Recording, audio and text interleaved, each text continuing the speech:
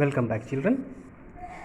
Let us see the social life of the people during the later Vedic period.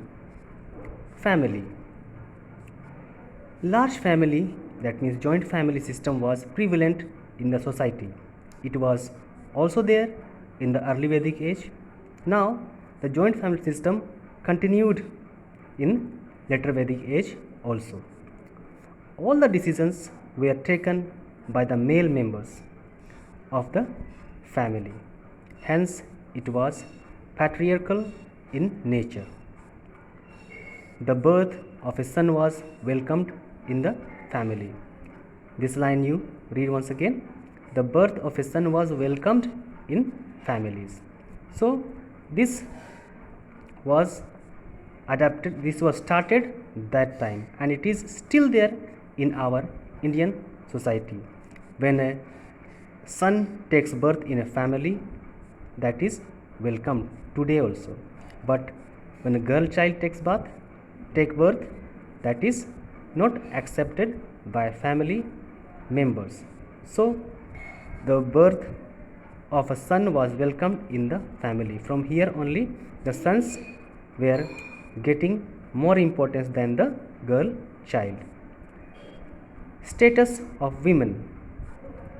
The status of women began to decline. The status of women began to decline. Now they could not take part in the working of Sabha and Samiti. They had to look after the family and were devoid of many rights that they had in early Vedic age. So, in early Vedic age, we have discussed that women had a respectful position in the society.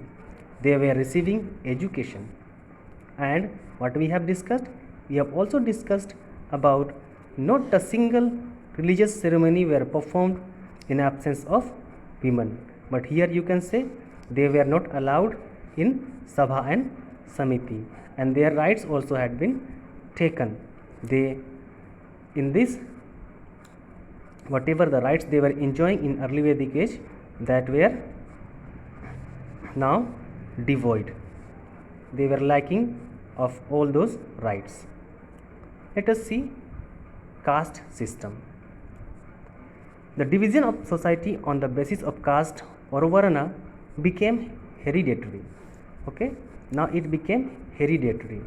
In early Vedic age, caste system was based on their occupation, and now here become hereditary. That means whichever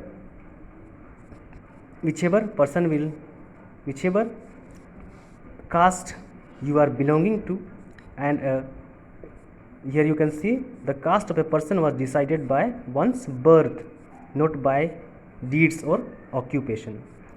That means in early Vedic age, if suppose you belong to Shudra, that means if you are belong to a lower class of the society, but you are able, you are capable, and your ability, according to your ability and your talent, you could have changed your class. That means that's why we have studied many persons who belong to Shudra class, Shudra caste, they also contributed a lot in writing of Upanishads and Ramayana also and Mahabharata also. The occupation of the people were also decided by the caste. Now it is changing. Now occupation of the people were also decided by the caste. That time people were changing their caste according to their occupation, but here it is changed that occupation of the people were also decided by the caste. In the later Vedic age, the whole society was divided into 4 castes: Brahmana, Kshatriya, Vaishya and Sudras. We have already seen this. Okay, but here you can see the table. Brahmins were in the top position next to the king. After that, Kshatriyas, warriors, Vaishyas, headers, farmers, merchants, and craft people, Shudra, farm workers, servant, and laborers. This was the table.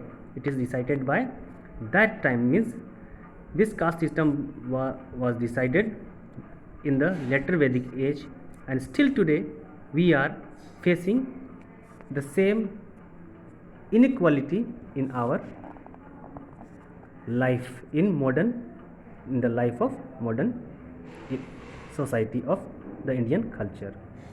Now we'll see religious life. Many changes can be witnessed in the religion during the later Vedic age. It became rigid and expensive. It became very rigid, very complex, and very expensive. Now people started worshipping gods like Brahma, Vishnu, and Shiva. The common practice of worship was offering sacrifices or performing yajnas to secure happiness for themselves and their families. Each sacrifice was performed by reciting Vedic hymns. Today also it is happening in our Indian culture. Yajnas and animals sacrifices were common. People believed in three principles of dharma, karma, and rebirth. Still today it is prevailing in our Indian society. Okay, people believed in three principles of dharma, karma, and rebirth. Okay, so I request everyone, this phase of social life, family, status of woman, caste system, and the religious life. Once again, you read these subtopics and try to compare this with the early Vedic age. How it was in early Vedic age and now in the later Vedic age, what were the changes came. So both the things you compare. Afterwards, you will go to the next subtopic.